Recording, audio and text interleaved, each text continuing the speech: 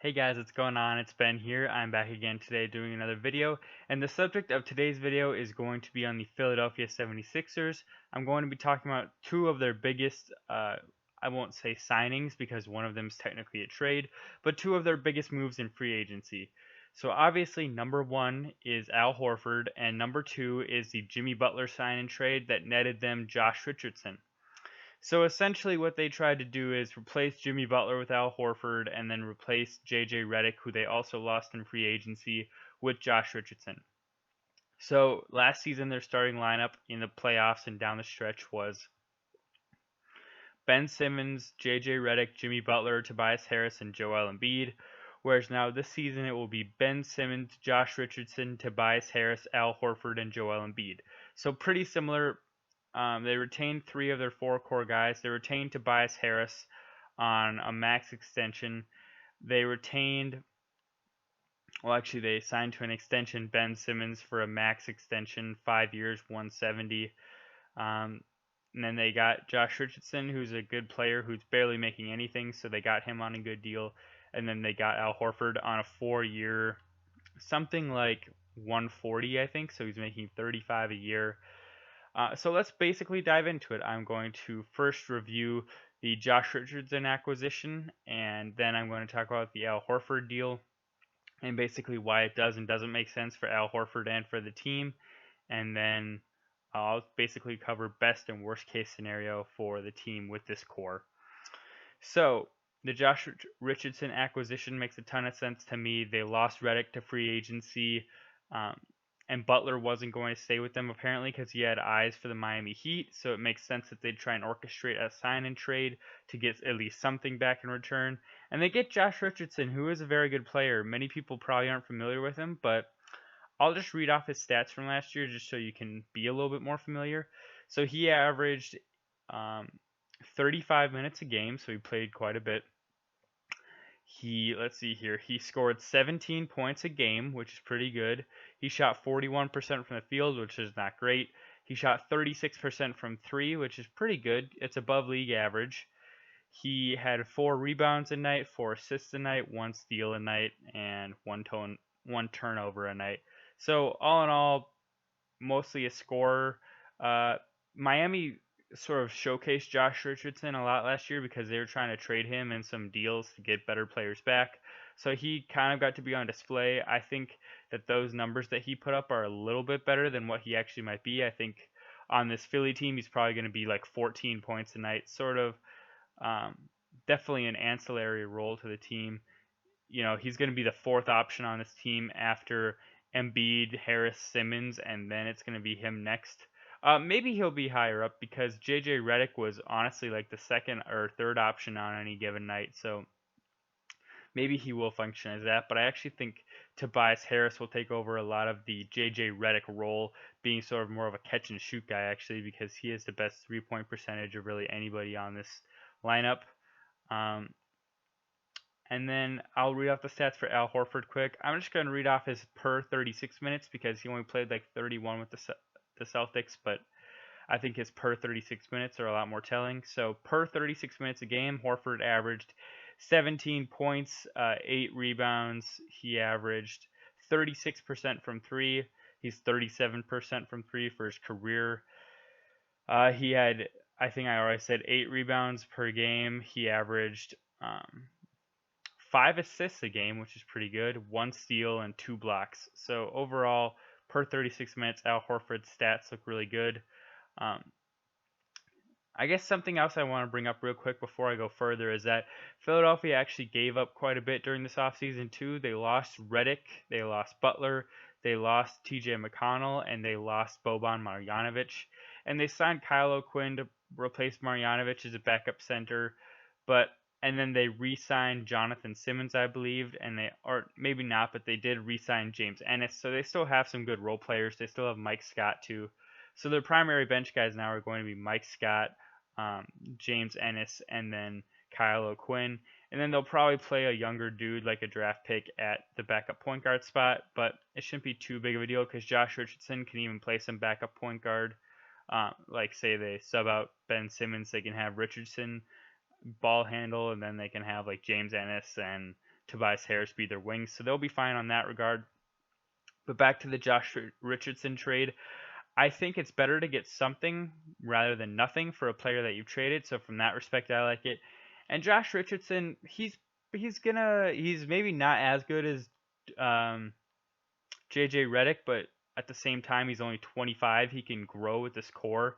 Basically, for a long while, you're going to have the core of Embiid, Tobias Harris, Ben Simmons, and Josh Richardson, and it's going to be nice to have those players be able to gel together for a really long time. And he can shoot. A lot of people are saying this team lost a ton of shooting, but really of that fivesome, that starting lineup, the only two that can't shoot it great are Ben Simmons, of course, and then Joel Embiid's a pretty spotty shooter. He can be good sometimes, but sometimes he can force it, and his shot regresses because he's just trying too hard. But really, Al Horford, last year 36% from three, but the year before that 43% from three, so a really good shooter. Josh Richardson's about 36 to 37% for his career, so above average, which is what you want. And then Tobias Harris is like a 40% from three guy, so he's a good shooter. So I think that they'll be fine. What they've got to do is pick and rolls between Embiid and Simmons, where um, either you have Simmons driving to the lane off of that or Embiid collapsing, because then you're going to have that whichever guy going into the paint having the ball. The defense is going to have to rotate to help because the screen will have neutralized whichever defender of the guy that's rolling to the basket. So let's say you have Simmons doing the pick and roll with Embiid. Embiid comes off the screen, rolls. Simmons gets to him down in the paint. Embiid's guy who's guarding him is going to be neutralized because Embiid's back is going to be to him, and he's going to get caught up in the screen. And if he stays with him, that is. But if he doesn't, you're going to have a smaller guy on Embiid, like a point guard. So you'll be fine either way. And then the whole thing is then Embiid will have the ball in the post, and then the defense will have to send a help defender, and then you'll get either Al Horford catching a shot on the wing or Richardson or Tobias Harris. That's like the basic plan of what's going to have to happen. And the reason people are nervous or skeptical of this team is that basically Al Horford's a lot less reliable of a catch and shoot guy, or Josh Richardson for that matter. They're less reliable catch and shoot guys off of the double team than a JJ Redick would be. But I don't know. I just feel like I like the Josh Richardson trade in that he is like 10 years younger than JJ Redick, or maybe not 10, but about 8 or 9 or 10. So I like the acquisition. As for the Al Horford acquisition, as I sort of was covering with his stats, he is a decent shooter. The year before this last one, he was 43% from three, so that's not bad whatsoever. It's actually very good. He's gonna have to start shooting a lot more threes, and I heard somebody say this, and I thought it rang true. He's going to have to actually do sort of a similar transition to what Brook Lopez did, and not completely. He's not going to have to be basically a spot-up shooter, but he's going to have to make that a major facet of his game. But as for interior defense, it makes a lot of sense why Philly would want him on their team. He is a really good interior defender, so they'll have him and Embiid, and they'll be a force to be reckoned with down low. Interior defense is going to be a dominant thing for them. Points in the paint will be hard to come by for opposing teams. Horford's actually quicker on the perimeter too, guarding wings, so I think that their defense will be a lot better. They no longer have a liability in Redick on defense. Josh Richardson's taller, longer, more youthful and athletic. He's a better defender. He's an average to on a given night above average defender. So their defense will be a lot better. The only potential weakness on their defense will be if they play a team like Portland on a given night. Dame is going to be a lot faster than Ben Simmons, so that might be a problem for blow-bys. But again, Portland doesn't have a ton of shooting, having recently acquired Hassan Whiteside. And giving up basically losing Al-Farouq Aminu and trying to replace him with Hassan Whiteside, a guy that can't really shoot whatsoever.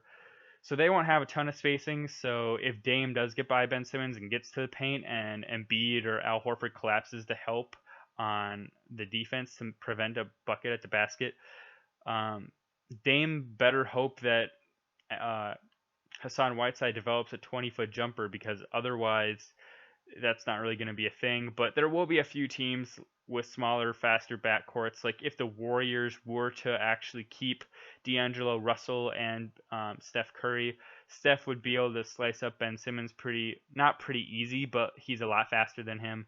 And then D'Lo is faster than Josh Richardson, so you would have a few concerns there. And then, but like for the most part, those are the anomalies. But for the most part, you're going to be fine with Ben Simmons guarding point guards. And Tobias Harris is a little slow to guard small forwards, but he'll be fine. What he lacks in speed, he makes up for in height over who he's guarding, so that'll be fine. Um, but okay, so offensively, it's the main concern. The main concern would be Horford is not a catch and shoot guy. He actually, at some points for the Celtics, had the offense ran through him, so you could say that they might struggle, considering that he can't exactly do that now with Ben Simmons basically needing the ball at all times to be an effective offensive player whatsoever. So yeah, Horford's gonna have to adjust, but I think this team will be fine overall because again, he's still a decent shooter, along with Tobias Harris being a good shooter and Richardson being an average to above average shooter. Okay, so best case scenario for this team, Al Horford adjusts really well to shooting a lot more jump shots and threes. Ben Simmons develops a jumper. Joel Embiid gets a much more consistent three-point shot. And this team basically does exactly what they did last year, except with a better Ben Simmons and no Kawhi in the East. And they get to the finals and maybe win it against a Lakers team who, maybe, well, if Kawhi doesn't go to the Lakers, we'll see. But basically cross their fingers that maybe like LeBron or somebody gets injured on the Lakers and then they can win a title. That's the best case scenario for Philly. Worst case scenario, Al Horford does not adjust to being a jump shooter or a spot up shooter. He really needs the ball in his hands to be effective as a guy who basically is a point forward running the offense through him like he did a lot of in Boston. So his effectiveness is limited and he doesn't really ever adjust to be a corner catch and shoot three-pointer guy. Simmons doesn't develop a jump shot, and so he's much more easily neutralized on offense. Embiid maintains an average to mediocre jump shot, so their spacing struggles. And Josh Richardson regresses from last year when he was basically given the ball and said, go for it on almost most of Miami's possessions. So there's a way that this goes right and this goes wrong. Also, additionally, worst case scenario, Tobias Harris just regresses to more being like a 16 point per night guy who isn't really all-star worthy like he was last year. And Al Horford slows down a lot considering he's already 33. So this is definitely a high risk, high reward situation for Philly. They're definitely saying we want to win now, and I think that it will pay off in that I think they'll definitely get to the Eastern Conference Finals at least next year, maybe even the NBA Finals, but I think it could be high risk too in that Al Horford could really not pan out if he starts to age and doesn't adjust to being more of a jump shooter. So there you have it, guys. Those are my thoughts on the Philadelphia free agency moves. Let me know what you think below if you have any ideas, critiques, or just general things you think about this topic. Hope you guys, again, enjoyed the video, and hope you have a good day. Bye.